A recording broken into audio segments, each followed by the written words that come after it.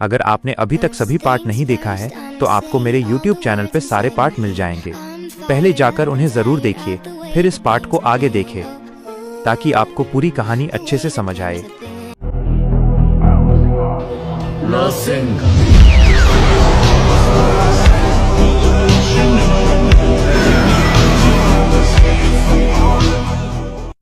जिनवू और नारुतो द्वारा फेंके गए शैडो माना रासेन शूरिकेन का विस्फोट इतना भयंकर था कि उसका धुआं और धूल मीलों तक फैल गई। पूरा युद्ध का मैदान सदमे में था।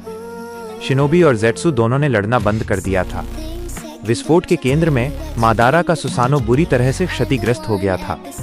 नीला कवच लगभग पूरी तरह टूट चुका था और सुसानो की आकृति गायब हो रही थी। मादारा अपनी एदो तेसेई काया में जमीन पर टिका हुआ था। उसके कपड़े फटे हुए थे और उसके चेहरे पर चोट के निशान थे। मादारा ने कड़वाहट से हंसा। अविश्वसनीय, एक साधारण जुत्सु में इस तरह की विनाशकारी शक्ति, ये मेरे रिन्नेगान को भी चुनौती दे रहा है। नारुतो उत्साह से उछल पड़ा। हमने कर दिखाया शैडो गाय, हमने उसे घायल कर दिया। जिनवू हालांकि जानता था कि ये जीत नहीं थी। उसका सारा माना उस हमले में लगभग खत्म हो गया था और मादारा सिर्फ एक एदो तेसेई था। जब तक उसे सील नहीं किया जाता वो ठीक होता रहेगा। ये काफी नहीं है नारुतो, जिनवू ने हाफते हुए कहा। वो एक एदो तेसेई है, वो खुद को ठीक कर लेगा। तभी मादारा ने अपनी आंखों को बंद किया और फिर खोला। उसके शरीर पर लगी चोटें तेजी से भरने लगीं।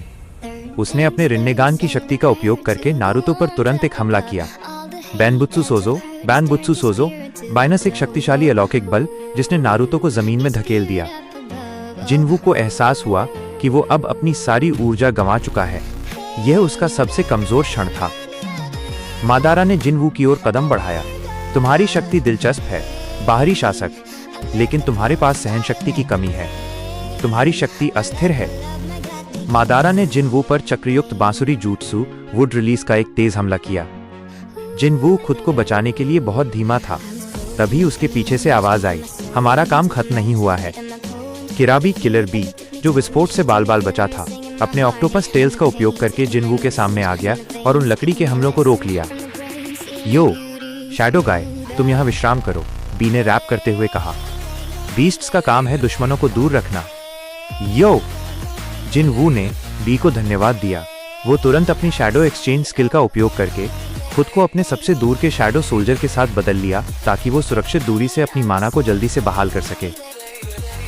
मादारा अब बी और नारुतो के साथ अकेला था, जो फिर से वापस आ चुका था। तुम बच्चे मुझे रोक नहीं सकते, मादारा ने कहा और फिर अपने शरीर को जोर से हिलाया। अचानक मादारा ने अपने सबसे शक्तिशाली बांसुरी जुत्सु का उपयोग किया। काजुकाई कोरिन माइनस, एक विशाल जंगल का निर्माण जो जहरीले फूलों से भरा था।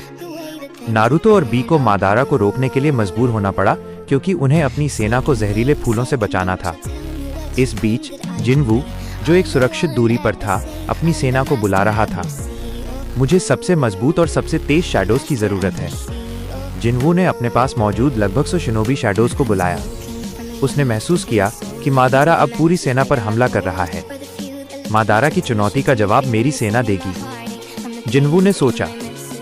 जिनवू ने अपनी शैडो आर्मी को तुरंत मादारा के जंगल जुत्सु पर हमला करने का आदेश दिया। वे बिना किसी डर या थकान के सीधे जहरीले फूलों और लकड़ी के बीच घुस गए। जिनवू खुद भी अपनी थोड़ी सी बहाल हुई माना शक्ति का उपयोग करके युद्ध के केंद्र की ओर बढ़ रहा था। उसे पता था कि जब तक केगे खुद मैदान में नहीं उतरते, तब तक मादारा को रोकना लगभग असंभव होगा। एपिसोड 13 समाप्त।